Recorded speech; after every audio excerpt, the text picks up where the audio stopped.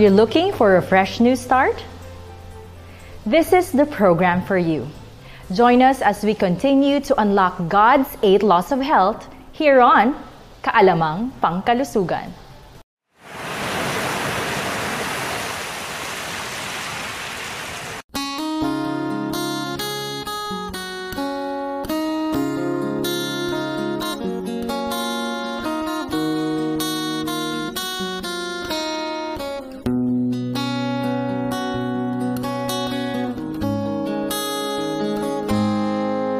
Bawat buhay natin ay mahalaga na ibinigay ng ating lumikha. Pagkaingatan natin at bigyan ng halaga, pagkat buhay natin ay nag-iisa. Kalusugan ng siyang tangi mong yaman.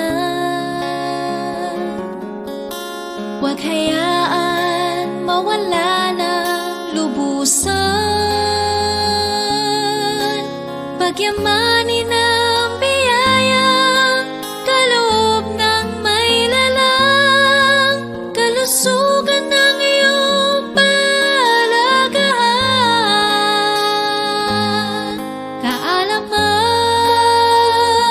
Pangkalusugan. Sa'kin at sa'yo'y mahalaga, kaya't ating pakinggan. Kaalamang Pangkalusugan. Ang sa buhay natin ay kailangan.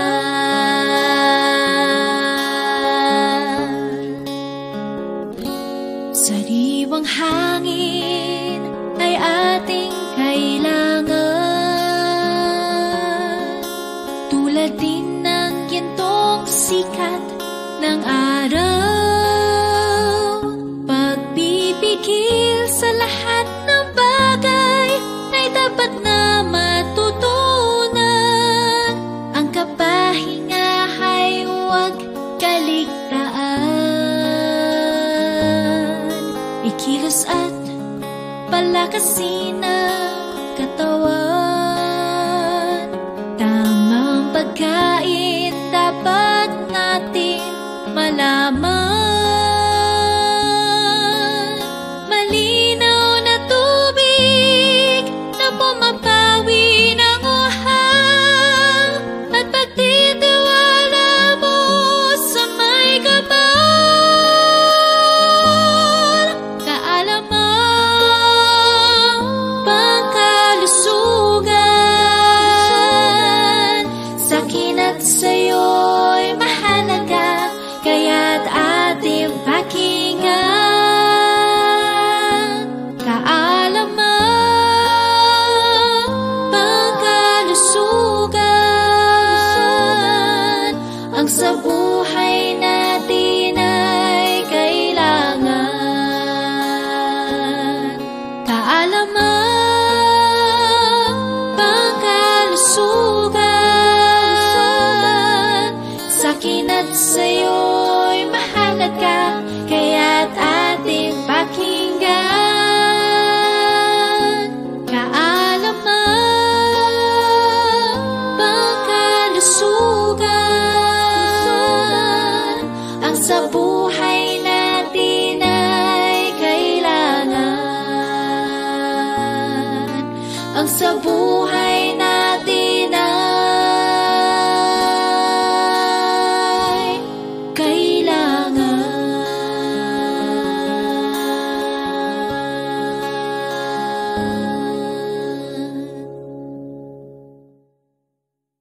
Good afternoon, Doc. Good afternoon. Mainit na mainit tayo, Doc. And I'm so thankful kasi I were able to continue these kinds of work, and I am giving my special recognitions sa Panginoon sa napakagandang bahagi natin. Na ako'y naniniwala na it is really very timely for our time today to continue these kinds of educations.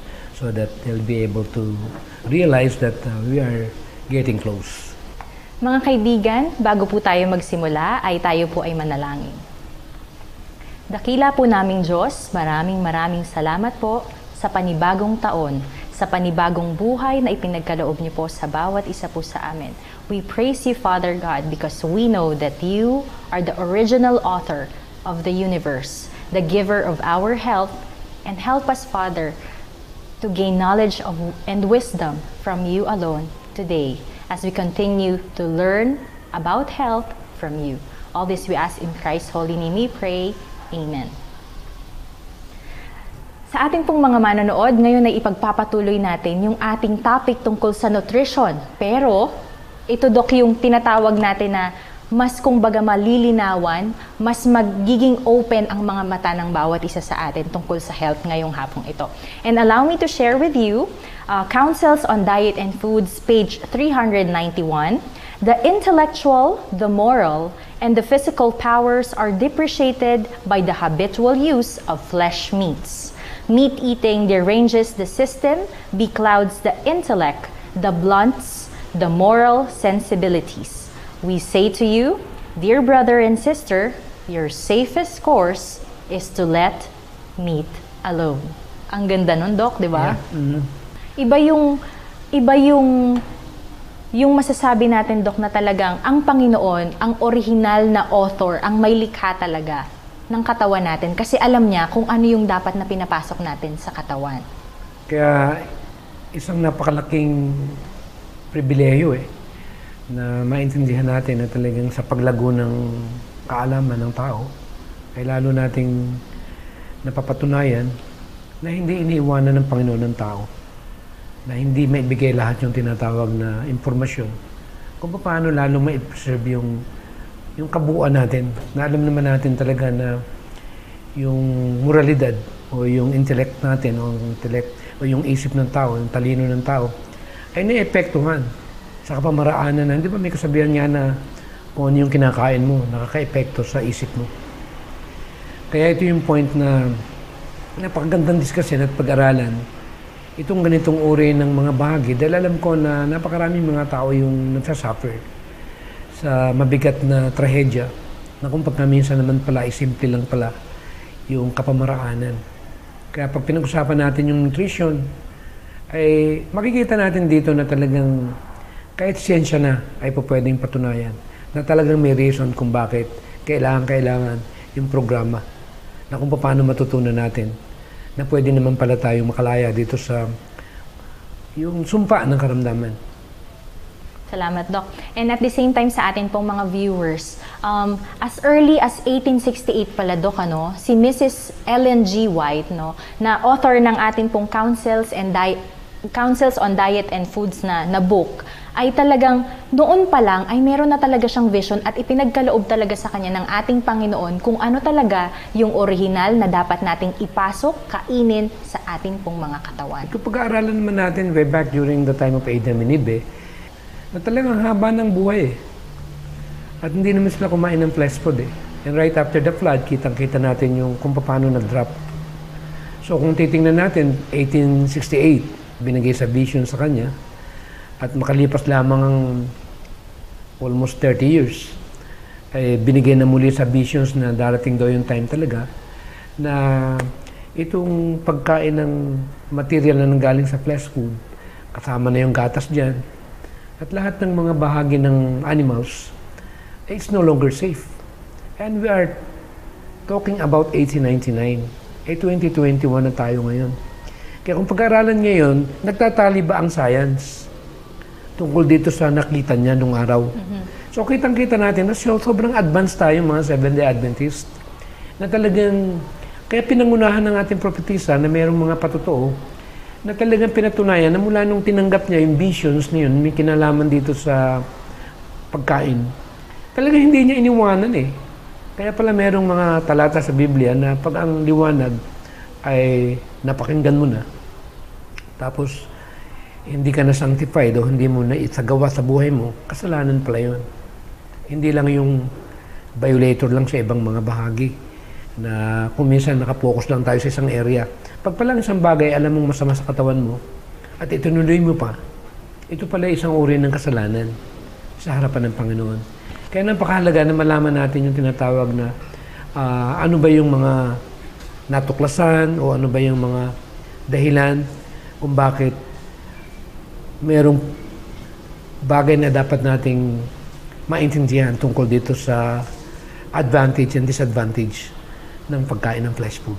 Tama yun, Dok, no? Kasi sa totoo lang po mga kaibigan, ang dami pong mga makikita natin na mga makikita sa katawan dahil yun yung epekto ng mga kinakain natin. And yun yung mga i-discuss natin ngayon. Kasi syempre, pinag-usapan natin yung mga vitamins natin, yung mga minerals, ano ba yung kailangan ng katawan ngayon? Ano ba yung mga epekto ng mga kinakain natin, especially the flesh meat or yung mga hindi original na parte ng diet ng isang tao. So, Dok, pag-usapan natin, ano ba yung mga common complaints na makikita natin kapag kumakain tayo ng flesh meat or yung mga dairy products natin? Una-una, siyempre, kahit magbabasa naman tayo ng mga health books ngayon, nakikita nila yung skin rash o yung hives. At marami nagkakaroon ng sinusitis. Ito yung tinatawag na inflammation sa sinuses. Na mapapansin natin na napakataas ng demand ng mga instant relief o yung tinatawag na medisina. Pero yung pala ay ang tatanggalin mo lang yung pinaka-main root. Kasi sa natural medicine kasi, we are actually focusing more on the main cause. We are not just focusing in the area of giving them temporary relief. But the most important part, to see to it na malaman natin kung ano ba yung pinakasanhi o ugat nito. At kung malaman natin ito, alam natin na hindi na babalik itong karamdaman na pinaghihirapan ng napakaraming mga tao. Katulad ng soberia, yung skin problem, yung maraming red itchy, yung mga nangangati yung balat, na namumula, lalo-lalo na yung may mga ano nga tawag doon? Sakit na yun. Oo, yun. Parang nangangalis-kis yung balat nila. At nangako sila ng mga usong-usong, maraming may dandruff. Yung namumuti-muti yung buhok nila.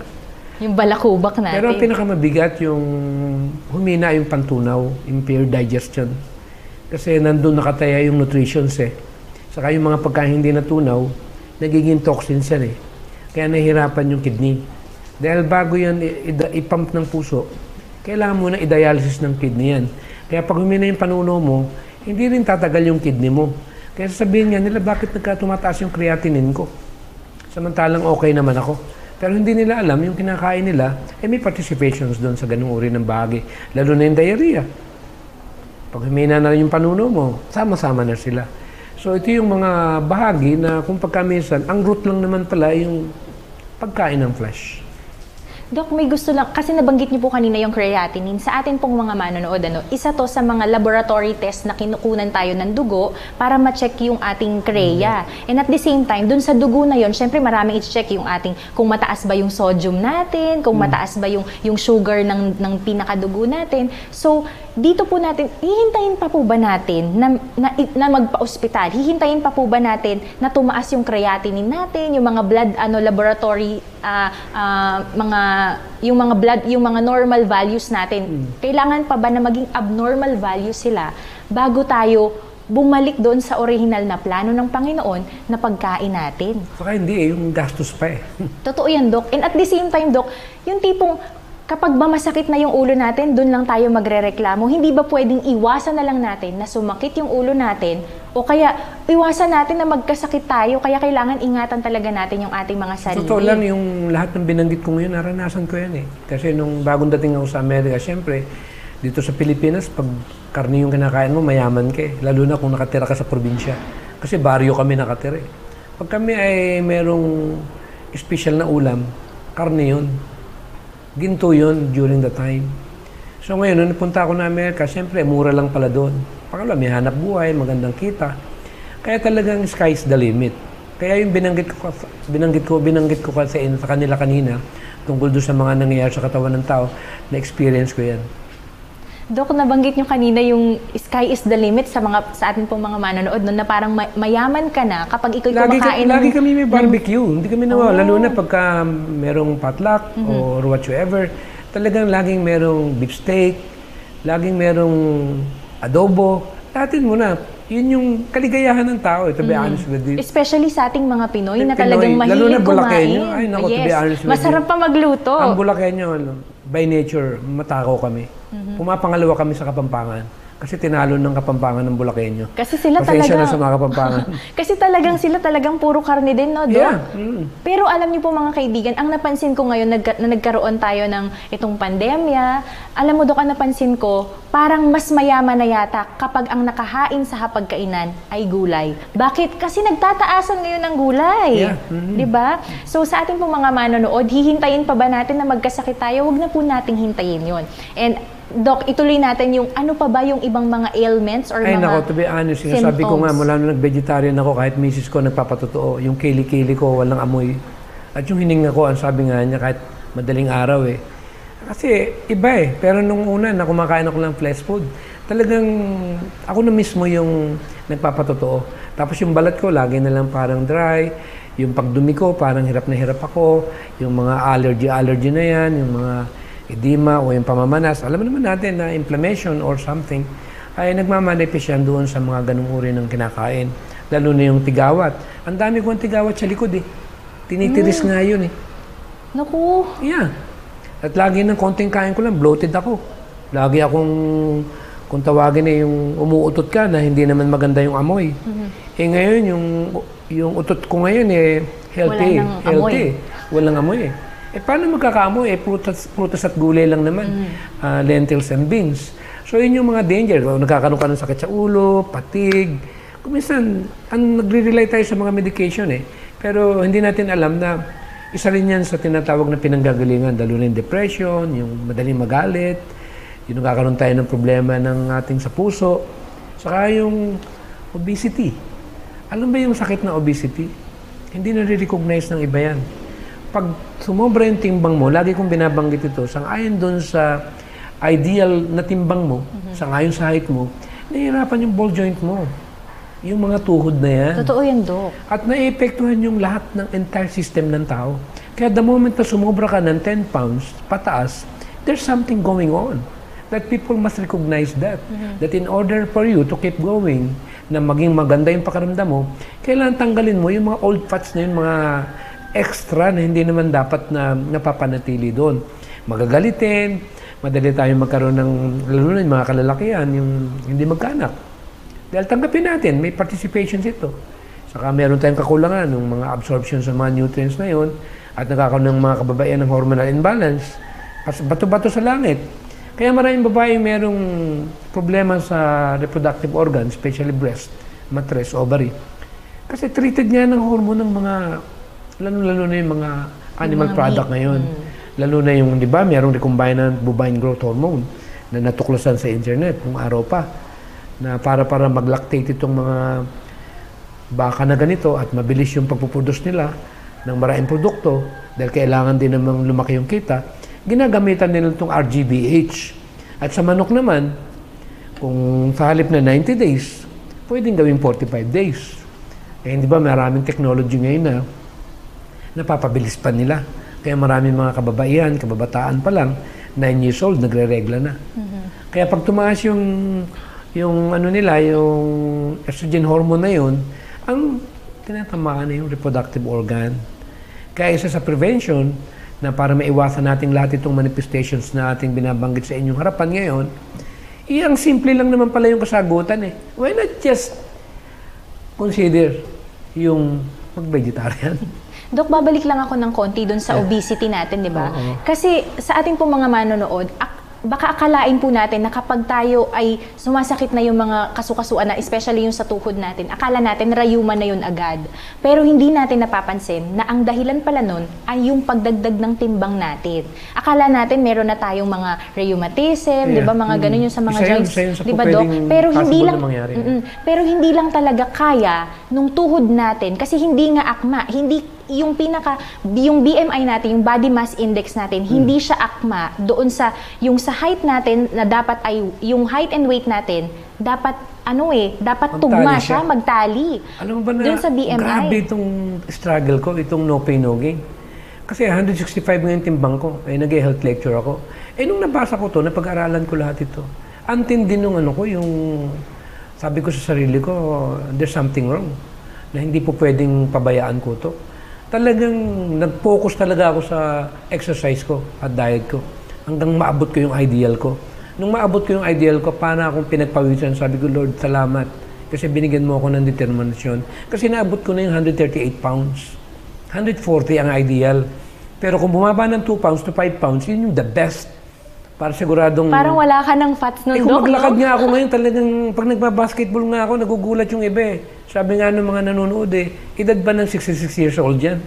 Doon ko napatunayan na talagang, basta meron kang focus, may determination ka, at gusto mong magawa yung part mo, na maibalik yung katawan mo sa tamang pakiramdam, gagawin mo lahat. Bakit? Isa lang yung katawan ko. Wala akong po pwedeng iyakan. Paano ko magagampanan yung katungkulan ko sa pamilya ko? Kung yung sariling katungkulan ko sa sarili ko, eh hindi ko kayang baguhin sa sarili ko. And that is something for me, to share our people, especially our beloved brethren, na pag ang isang tao may decision na nagsimula dito at nagkaroon ka ng focus para gawin mo yung isang bagay na makabubuti sa iyo, believe me, be-bless ka ng God. Amen. Kaya ngayon, tuwan-tuwa ako. Ako'y naguhubad, nakikita ko yung katawan ko. Doon pa lang, nawawala na yung pagod ko. Dahil worth it. Amen. Kaya pwede nating encourage yung mga viewers natin na hindi naman komo lumaki na yung tiyan nyo or something na para bang sa tingin ninyo eh, huli na yung lahat. No. It's not really true. There's still time to do na kaya pa. Ang ganda po no, and gusto ko lang sigundahan sa atin pong mga manonood. Yung sinasabi po ni Doc, according sa Councils on Diet and Foods, page 386, sabi dito, the liability to take disease is increased tenfold by meat eating. Grabe, hindi lang once, twice, thrice, tenfold, di ba?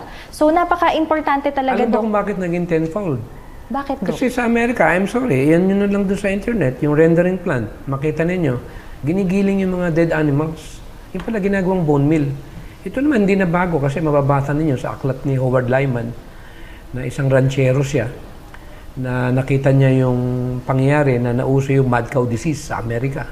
Na in-interview nga si Oprah noong 1987 na pagpala ang baka ay pinakain mo ng karne na katulad ng laman nila, nakaka-develop ng brain disorder yung baka kung tawagin niya mad cow.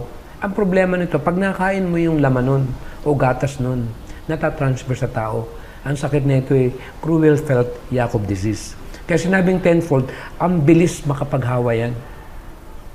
Kaya yun yung dahilan kung bakit nakita rin ng ating propetisa yan. Kaya ako, hindi ko naman sa itinataas siya na para bang God na yung tingin sa kanya. No, she's just an ordinary human being. But God blessed her so much na binigyan tayo ng advance na ganito para ma-share sa iba. Kaya ito yung tinatawag na 10 times yung tinatawag na increase. Okay, Doc. Ngayon, Doc, pag-usapan natin, Doc, kasi for sure yung ating mga manonood, nagtataka sila, bakit ba parang pinagdidiinan talaga, lalo na yung mga kumakain ng ating mga fried chicken, ng ating mga beef steak, adobo, ayan. So, for those viewers who are eager and striving to know the truth, here's one of the testimonies and visions of Ellen G. White.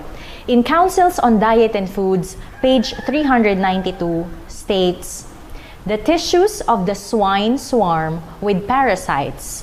Of the swine, God said, it is unclean unto you. Ye shall not eat of their flesh, nor touch their dead carcass. This command was given because swine's flesh is unfit for food. Swine are scavengers, and this is the only use they were intended to serve. Never, under any circumstances, was their flesh to be eaten by human beings. Doc, pag hinanap natin sa internet or sa dictionary kung anong ibig sabihin ng swine, mga kaibigan. Hindi ba yan sa Tagalog, baboy o pigs? Tama, Doc. Yan ang ating mga inaalagaan, di ba? Yeah. Na Pero masasabi anyway, natin... bato-bato sa langit. Wala naman personal to eh. Actually, baka ma-misinterpret tayo ng mga non-Adventist. But in reality, we are just talking about prevention. And at the same time, yung pag-aralan natin, na hindi naman dapat na gawin natin itong issue. Siyempre, may mga religion na siyempre, hindi natin sila masisi dahil kulang sila dun sa ganung uri ng kaalaman. Pero it is really a high time for us to create some sort of awareness. It's not just something that we are part of our religion na ang Seventh-day Adventist since 1800, na basta naging Adventist ka, talagang automatic na itinuturo na hindi dapat kumain ng baboy. Ayoko namang isipin nila na kung tayo Seventh-day Adventist, ay para bang inaatake natin sila tungkol dito. Ang pinag-uusapan natin dito, kalusugan. Pinag-uusapan natin dito, karapatan. Na lahat ng tao, walang religion tayong pinag-uusapan. Ang pinag-uusapan natin dito, katotohanan. Yes. Na may kinalaman sa makaiwas sa mga sakit na maraming namamatay nang walang kalaban-laban. Alam niyo po ba mga kaibigan, yung binasa natin from the book of Mrs. White na Counsels on Diet and Foods, ay sinigundahan yon ng isang renowned naturopathic expert from USA. And according to a study of UCHE Pines Institute, 7 out of 10 people who eat pork have trichina antibodies in their bloodstreams. Dok, ano ba yung trichina? Itong Ano ba trichina, nasanay ako sa terminolohiya na ang ginagamit ko, trichinosis. Isang uri ng parasite ito na doon lang nasusumpungan sa katawan ng baboy. Okay. Ang malungkot dito, itong trichinosis, trichinia na ito, hindi basta namamatay sa apoy. Ang tindi ng lifespan ito. At ito'y nabubuhay sa katawan ng tao. Di ba yung difference ng uod o bakterya ng halaman, ng gulay, pag pumasok sa katawan, namamatay. Pero itong trichinosis, trichinia, hindi namamatay sa loob ng katawan ng tao. Hindi kayang puksain ng katawan ng energy o yung tinatawag na temperatura ng katawan ng tao. Okay. Matindi yung power nito. Dok, meron tayong pahapyaw. Alam niyo po ba mga kaibigan, if you're going to search sa internet or magbabasa po kayo ng ibang mga studies na nagawa na po recently or kahit mga 10 years ago pa, sabi po dito, may question dito, Dok eh. Does pork really have worms in it? Mga kaibigan, bakit kaya sinabi sa Bible na kanina po binasa natin, ang sabi doon ay, it is unclean unto you, pertaining to swines. Yeah. 'Di ba? Bakit kaya? So, ito Dok yung talagang question eh.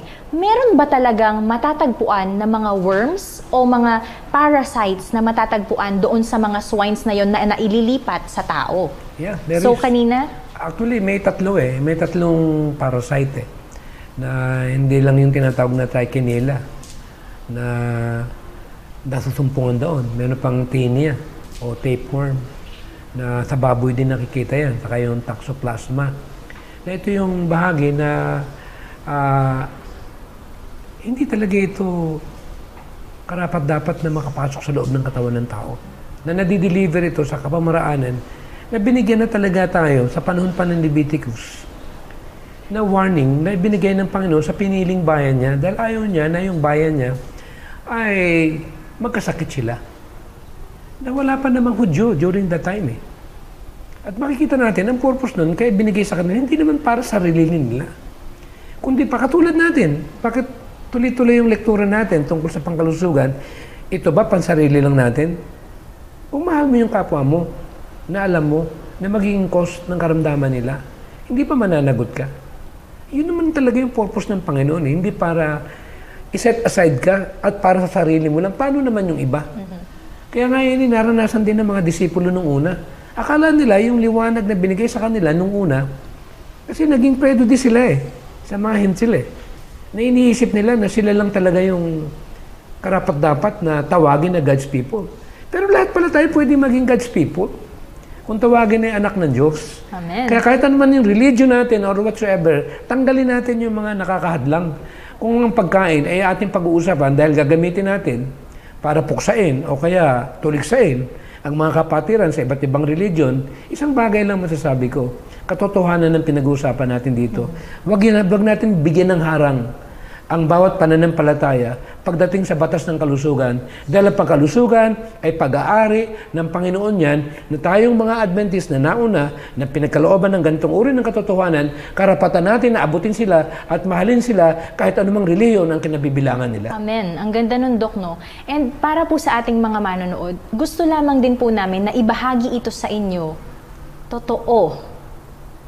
Walang halong biro at hindi po namin kayo binobola, mga kaibigan. Dahil kung sa mga tao na bookish, kumbaga Doc, yung mga talaga nagbabasa talaga sila or mga researcher, sabihin natin, kung sila ay may malalim na pagsusuri, pag-aaral sa iba't ibang mga klase ng sakit o ano pa mang mga pagkain dito sa mundo, paano naman yung mga tao na hindi bookish or hindi mahilig magbasa or hindi mahilig sa internet, di ba?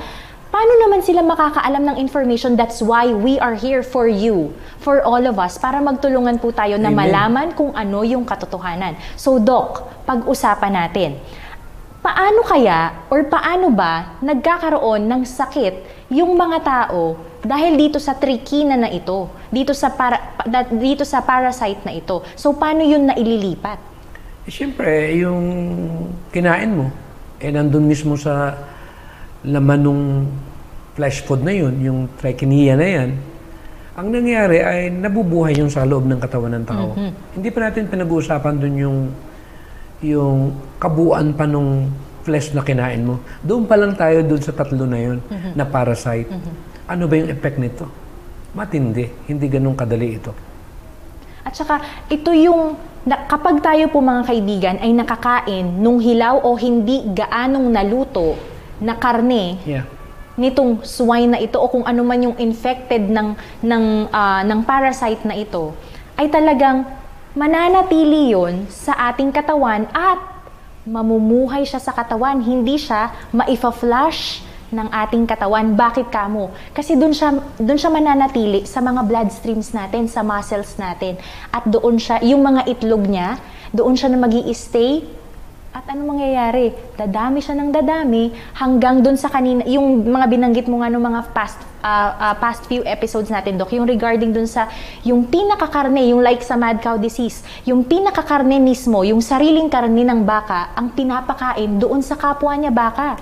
So kung infected, yung isang karne na ito, yung isang baka o yung baboy na ito or kung anumang klase ng karne na ito, kapag nakain yun, na-intake yun ng human or ng hayop, ay magkakaroon din siya ng ganitong parasite. At meron siyang mga simptomas. So, ano ba yung mga simptomas na yun? Una, nausea. Kakaroon siyang diarrhea, vomiting, fatigue, lagnat. Alam mo yung lagnat? Actually, blessing yan eh. Yung iba, actually, akala nila yung lagnat isang uri ng hindi maganda eh. Actually, pag nilalagnat ka, merong labanan sa loob. Pinapainit ang temperatura para patayin yung bakterya. Yes. Kaya kailangan, lagyan lang natin talaga na malamig yung ulo natin para hindi madama yung brain. But there's something going on there na nagigera yung dalawa. Ibig sabihin, lumalaban yung katawan natin doon sa bacteria. Or virus sa katawan sabihin, natin. meron kang antibodies na gumagawa ng paraan para proteksyonan ka. Katulad ng sipon. Siyempre, kung minsan pag sinisipon ka, akala mo naman kung ano-ano na yung nangyayari sa'yo. Hindi mo ba alam na sa pamaraan ng katawan, by nature, na pinalalabas ng katawan mo yung acid na yun, yung sipon na yun. Kaya hayaan mo lang siya. Magtiis ka dahil kumain ka ng pagkain naging dahilan ng pagdami ng sipon. Kasi ang sipon naman, nakikita mga mucus yan eh. So ngayon, pag nalaman mo yun, na kumain ka ng maraming prutas, magpahinga ka, nawawala yung sipon. Kaya pinag-usapan lang natin itong mga infections na nangyayari, lalo na yung paghinga natin at nagkakaroon tayo ng tinatawag na hindi magandang nararamdaman na ang pinag-uusapan natin ay napakasimple lang kung paano natin kilalanin yung pinanggagalingan. At saka mga kaibigan, ang pinaka-late stage na nito ay pwedeng magkaroon tayo ng problema sa puso at sa paghinga natin. So, hahayaan pa ba natin? Baka mamaya, ang sabihin naman nila, COVID na naman, di ba? Baka mamaya, hindi pala COVID. Baka naman meron lang tayong trichinelosis or yung trichina na parasite sa katawan natin. And at the same time, kapag nagtuloy-tuloy ito, at syempre, nakain na talaga ng katawan natin, siguro buong system natin ay meron na talaga nitong parasite na to, ay magkakaroon naman tayo ng, magpo-proceed to sa death. And syempre, anong sabi Dok sa Bible? For the wages of sin is death. Kasalanan kasi natin yun mga kaibigan eh. Ang pagkakaroon natin ng sakit ay kasalanan din ng tao. So kung ayaw natin na magkaroon tayo ng kasalanan, we need to take care of ourselves. We need to take care of our health. Dok, gusto ko lang ibahagi sa Counsels on Diet, and Foods, page 393, the eating of pork has produced scrofula, leprosy, and cancerous humors. Pork eating is still causing the most intense suffering to the human race. So talagang ang dami pala talaga, Dok, na mga study and mga visions kay Mrs. White na makita talaga natin na hindi talaga akma na pagkain yung mga swine or yung mga pigs natin or yung mga Imagine pork. yung leprosy. Ang tawag sa atin dyan, ketong, di ba?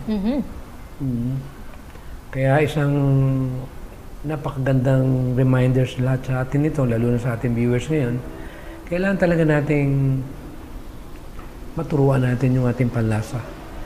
Para in that way ay mag-glorify natin yung pinanggalingan ng buhay. Na ang tanging adhikain lang naman ng Panginoon. Kaya pinaiiwas tayo sa ganyang uri ng mga pagkain na natutunang kainin, hindi naman pala pagkain. Ay sa kadahilan ng ayaw niya na nakikita niya yung mga anak niya na mag-suffer. Kasi anak naman lahat ng Diyos ang tao eh. Kahit anong religion yung kinabibilangan mo, kay Katoliko ka, kay Protestante ka, ang alam ko, anak sila ng Panginoon. Amen. Kasama sila sa binayaran na kung paano nabuhos yung dugo niya, namatay. Dahil ibig niya na lahat makaalam ng liwanag ng katotohanan. And in that way, magkaroon tayo ng pagmamahalan at pagkakaisa na ang mensahe ng pangkalusugan ay maging sentro ng tinatawag na katotohanan. Amen. And gusto ko lamang pong ibahagi din sa atin pong mga kaibigan, The Ministry of Healing, page 316. Sabi po doon ay, it is a mistake to suppose that muscular strength depends on the use of animal food. The needs of the system can be better supplied and more vigorous health can be enjoyed without its use. The grains, with fruits, nuts, and vegetables, contain all the nutritive properties necessary to make good blood.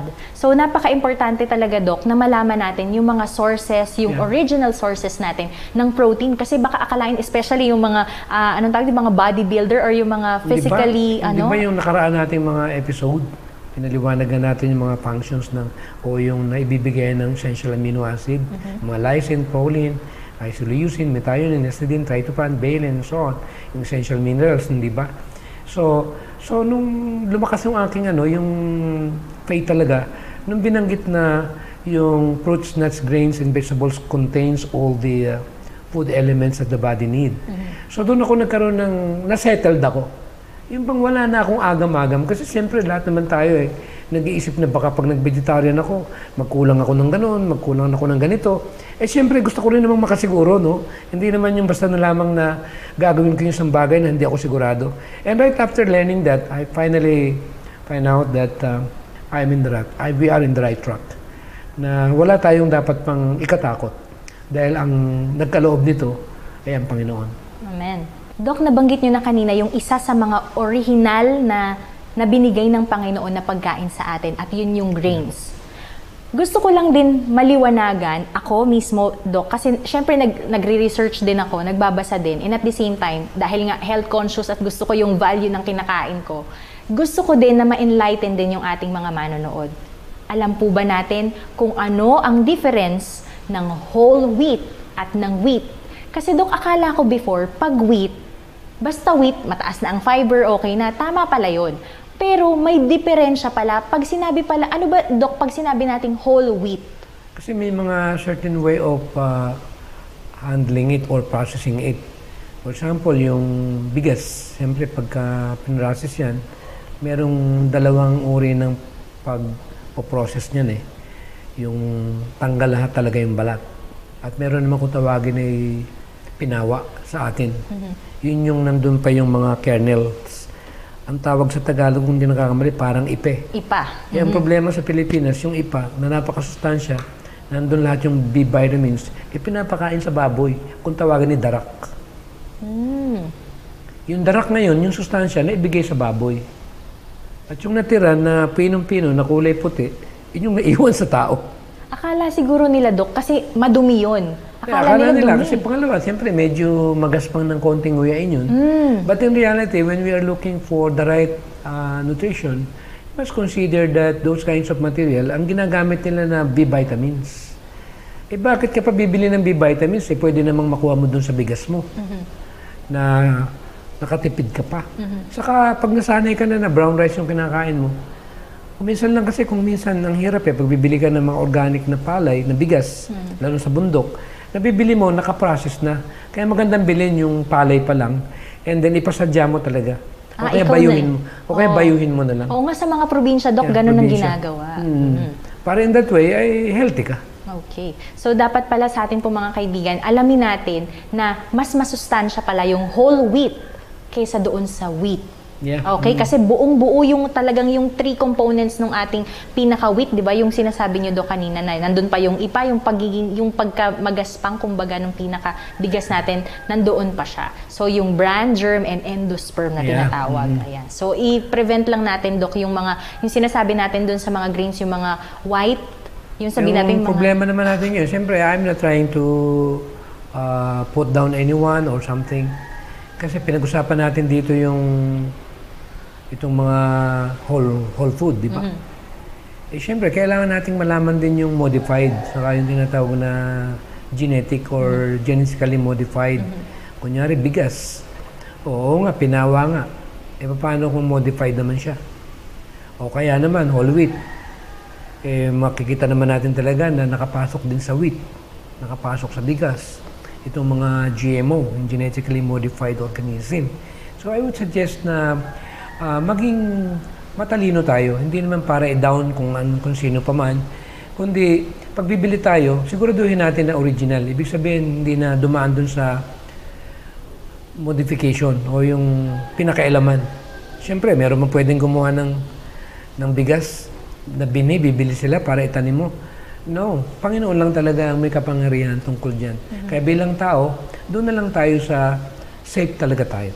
Itong grains natin, ito pala yung, meron pala siyang tinatawag na protein. May sarili siyang protein na tinatawag na gluten. Para doon, para doon sa ating mga manonood na wala silang pang-digest nung gluten. Kasi mahirap i-digest to, Dok, eh. So, para po sa kanila, ang naaakma ay siguro ang pakain natin sa kanila ay yung rice natin and yung corn, which is original, natural. Alam mo, karagdagan lang, kasi sa ngayon nga sa aming mga natutunan na pag-aralan, na kahit yung palang mga munggo o beans, ay meron ding problema sa kung paano tunawin. Kaya napagbibintangan na nagiging cause ng arthritis, ng uric acid.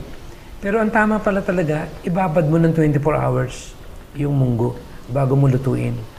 At ganun din naman yung mga wheat na yan. Dapat talaga talagang lutuin talaga ng tama yan. Para in that way, hindi mahirapan at yung gluten na yun o protein na yun ay madurog siya at hindi na mahirapan ng panunaw. Yes, pero hindi ma-absorb. naman masamang kumain nun. Dahil yun talaga yung prescribe sa atin. Kung paano lang natin siya lulutuin at kung paano natin gagawin yung part natin. Pagdating sa beans, munggo, ibabad ng 8 to 16 hours. More than enough na yun para mawala na po yung pinanggagalingan ng uric acid. Okay, thank you, Doc. And at the same time, sa ating po mga kaibigan, in Counsels on Diet and Foods, page 329, it says there, not a few of our people need instruction in regard to the principles of health reform. There are various confections that have been invented by manufacturers of health foods and recommended as perfectly harmless, but I have a different testimony to bear concerning them. They are not truly healthful, and their use should not be encouraged. We need to keep more strictly to a simple diet of fruits, nuts, and grains, and also vegetables. Amen. Di ba, Doc? Ang ganda talaga nung part na yon. And at the same time, hindi na po namin paliligoy-liguyin, mga kaibigan. Do you know the food nobody needs, but we are craving for it? Doc, ano ba yung isang bagay na sa tingin mo ay hindi kailangan ng katawan mo, pero gustong-gusto mong kinakain? Actually, sugar to eh. Kasi meron siyang tinatawag na habit forming o craving. Na nung araw nga, kung ating pag-aaralan, ay ginagamit ito. Lalo na pag may diabetes ka, para lang erase yung blood sugar. Pero hindi dapat maging pagkain mo pang araw-araw. Kaya kitang-kita natin yung difference na pag palang katawan ng tao ay lagi na tayong may asukal sa loob ng katawan o sugar, ang tendency, cause ito ng high blood pressure, saka ng inflammation, weight gain, diabetes, and so on. Kakaroon tayo ng fatty liver. So, ibig sabihin, kailangan ilimit natin to. Malaman natin yung simple carbo, o yung tinatawag na anaerobic glycolysis kung tawagin. Na ito yung highly acidic pag sa loob ng ating katawan. Kaya kitang-kita natin, kung pag-aaralan natin, 2014, natuklasan ng siyensya itong JAMA International Medicine ng Harvard University na kung paano pinatunayan talaga nila na itong sugar nito ay talagang matinding epekto nito sa katawan ng tao. Kaya isang bahagi, sabi ko nga, ang tanong, ano ba naman ang nakita naman ng babaeng ito na Ellen G. White na walang pinag-aralan, grade 3? Ito na 2014 pa lang na kanilang natuklasan. Pakibasa mo nga yung kung ano naman yung pananaw ng ating Panginoon tungkol dyan. In Counsels on Diet and Foods, page 327, sugar is not good for the stomach. It causes fermentation and disclouds the brain and brings peevishness into the disposition. Just imagine that. So parang drugs siya or something na talagang yung brain natin tatamaan. Nakitang-kita natin na napakaraming mga side effect. Isipin mo yung mga nangyayari sa katawan ng tao na yun, na ang asukal lang naman pala yung problema. Kaya yung mga umiinom ng mga soft drinks, na hindi nyo naman alam kung ilan yung amount ng sugar na nakalagay ron. Lalo na tayong mga Pilipino, may tayong gumawa ng leche plan, may tayong gumawa ng ginataan, may tayong gumawa ng tinatawag na kung anong mga Nilalagyan ng matamis. Na mga halo-halo, na kutakot-takot na asukal lang nilalagay. And then later on, parang sumasama yung ating pakiramdam. Samantalang hindi naman pala ito maganda sa katawan. Kaya nga, bato-bato sa langit, what can we do? This is just part of our work to educate people. Kaya yung bahagi na talagang to remind, yun lang yung part natin. And believe it or not, mga kaibigan, ang sugar noong 1800s is only given by prescription, doc. That's right, yeah. Isa siyang medicine. Bakit kamo? Medication kumbaga yung sugar para doon sa mga tao na mabababa yung kanilang blood sugar. Yeah. Yes. Kaya isa siyang medication. Hindi po siya yung parang nag-crave ako sa ganito at meron gano'n. naman pampalit eh. Meron naman tayong honey. Meron tayong dates. Meron tayong molasses. Meron tayong sugar cane. Ito yung mga natural. Kaya nga ako, sa totoo lang, ting umaga, lagi ako may 2 dates. Kasi hindi lang naman energy ibibigay sa iyo eh. May potassium pa siya. And one of the best potassium pala ay nakukuha sa dates. Kaya yung, go ahead, tuloy mo yung paliwanag ng ating propetisa tungkol doon sa asukal. Sa sugar. Gusto ko lang din, Doc, i-remind yung ating pong mga viewers that sugar is food for cancer. Kaya if you don't want to have cancer, please, avoid natin yung too much sugar, especially yung ating mga refined sugar, yung mga processed na sugar na nabibili sa atin pong mga groceries. Pero ang nakakatakot na sugar na wala tayong kamalay-malay, yung puting kanin eh. Pag naparami ka, hindi rin maganda. Kaya ano tayong magagawa? Lahat naman tayo ay subject dito. So ito yung bahagi na pagkaisa talaga tayo na i-upgrade, ang tawag na i-level up yung lifestyle natin. Sabi po sa The Great Controversy, page 518, the great controversy between Christ and Satan that has been carried forward for nearly 6,000 years is soon to close. And the wicked one redoubles his efforts to defeat the work of Christ in man's behalf and to fasten souls in his snares, to hold the people in darkness and impenitence till the Savior's mediation is ended, and there is no longer a sacrifice for sin, is the object which he seeks to accomplish. Kasi yung point yan, yung labanan ng dalawa ni Satan, aka ng Panginoon, ay soon to close. Yung 6,000 years na binigay, na alam naman natin na yung 4,000 years nagsimula nung nagkasala si Adam and Eve, natapos nung AD 27, nung pinagagawa yung bato na gawing tinapay. And then kung i-add natin yung 2021, alam natin na may date talaga yung mundo natin kung ano yung, kumbaga saan kalendaryo. Hindi naman para mag-time set kasi hindi naman tayo yung nakakaalam, di ba? Dahil paiksi naman niya eh. Pero ang pinagpo-point natin yung how close we are, especially yung nangyayari ngayon sa ating mundo. Nahanda ba tayo? Ibig sabihin, ano yung participations nyo, participations natin lahat dito? Na alam naman natin talaga na nire-redouble ng kaaway yung kanyang time para hanggang sa matapos yung kanyang mediations. Na alam naman natin na pretty soon kung matapos na yun, wala nang mamamagitan. Kaya napakaganda nating pag-aralan yung may kinalaman tungkol dyan. In addition to that, mga kaibigan, in Sons and Daughters of God by Ellen G. White, all who would have their names retained in the book of life should now, in the few remaining days of their probation, afflict their souls before God by sorrow for sin and true repentance. There must be deep, faithful searching of the heart. The light, frivolous spirit indulged in by so many professed Christians must be put away. There is earnest warfare before all who would subdue the evil tendencies that strive for the mastery. The work of preparation is an individual work. We are not saved in groups. The purity and devotion of one will not offset the want of these qualities in another. Everyone must be tested and found without spot or wrinkle or any such thing. Ang ganda nun, Doc, kasi napaka-importante talaga na malaman natin na hindi lang ikaw ang maliligtas, hindi lang ako, hindi lang tayo na nandito o yung mga nanonood, kundi lahat tayo ay may karapatan na maligtas because we are saved by grace, by the blood of the Lamb. Ang pinupoint natin doon yung personal nating evaluation, lalo na tayo, na alam naman natin na dinire-redouble ni Satan yung kanyang trabaho, na isunto close nga yung time na labanan ng Panginoon at ni Satan. And then, ang gawain naman natin ngayon kung paano nga may present natin yung ating katawan na walang kapintasan, na binanggit yan sa 1 Thessalonians 5:23. Na ito yung point na habang meron pang time tayo na nandun pa yung ating tigapamagitan, ay yung pagsisisi at yung paglapit sa Kanya. Kaya napakaganda na ating bigyan ng daan ito. At meron pa sa Early Writings, page 71.